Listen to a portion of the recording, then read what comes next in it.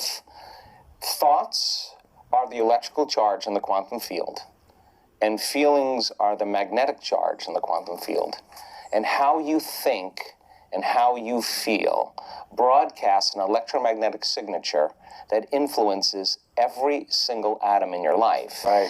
So if you're not in a place where you're in love with life or practicing diminishing your emotional reactions to certain people or conditions in your life, and you're living in anger or hostility or judgment or fear, if you say to me, well, it's that person or that circumstance that's caused me to feel this way, then I would say, I mean, that person or that circumstance is controlling the way you feel and the way you think. And anything that controls the way we feel and the way we think, we are victims to, right? So most people are unconsciously responding to the conditions in their environment, experiencing emotions that are derived from the hormones of stress. Those emotions cause us to feel separate from our dreams. They heighten our senses. Your response to the environment is actually weakening your organism. It's weakening your response, is actually weakening the body. Then you will be, as a victim, more vulnerable to the conditions in your environment, whether they're large or small. And I'm talking about microorganisms as well.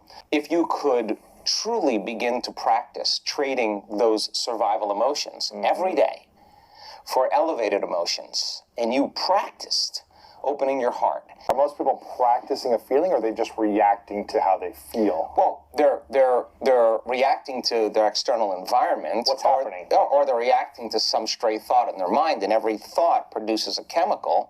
So if they have an unhappy thought, they feel unhappy. If they have a judgmental thought, it produces chemicals that makes you feel polarized, right? So how much does one thought change your chemical body? Oh, that's an interesting question. The stronger the emotions that we feel, the more we pay attention to what's causing it outside of us. So if you have an event in your life, like an experience in your life that has a strong emotional charge to it, you feel this alarm system switch on. You're going to narrow your focus on the cause, and the brain's going to take a snapshot. And that's called a long-term memory, right? So then what people don't know is that every time they think about that event, they're producing the same chemistry in their brain and body as if the event was occurring.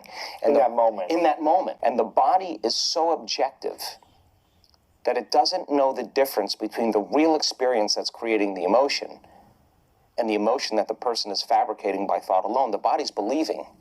It's so objective, it's believing it's in the same environmental experience. Makes them sick. Makes them feel out of balance. All you need is an image and an emotion, a thought and a feeling, a stimulus and a response, and you're conditioning your body emotionally into the past. So now, the memories, and this is just not in the brain now, it's in the body, okay? So now, that thought of that person is actually creating a response in the body that's consuming the body's energy for growth and repair, consuming the body's energy to create, because in survival, it's not a time to create. In survival, it's time to run, fight, and hide. So the problem is that it becomes a subconscious program. It's no longer a conscious process. It now is a subconscious process. The research shows that the long-term effects of those stress hormones are pushing the genetic buttons that are creating disease. The body can't live in emergency mode for that period of time.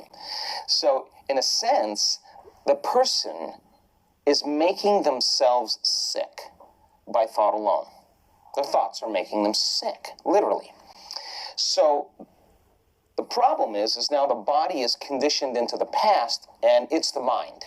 Now, once the body is the mind? The body becomes the mind emotionally. So they'll say, I can't really feel joy. I can't really feel love. And what they're really saying is, I've been conditioning my body emotionally so much into the past that I can't feel anything else other than what I know. Anger, resentment, pain, suffering. Psychology calls those normal human states of consciousness. Those are altered states of consciousness. People say anger, fear, those are normal things. Gotcha. No, those are in survival.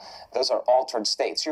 The survival chemicals are actually knocking your brain and body out of balance. You're out of balance in that moment. And if you keep doing that, the imbalance is now the new balance.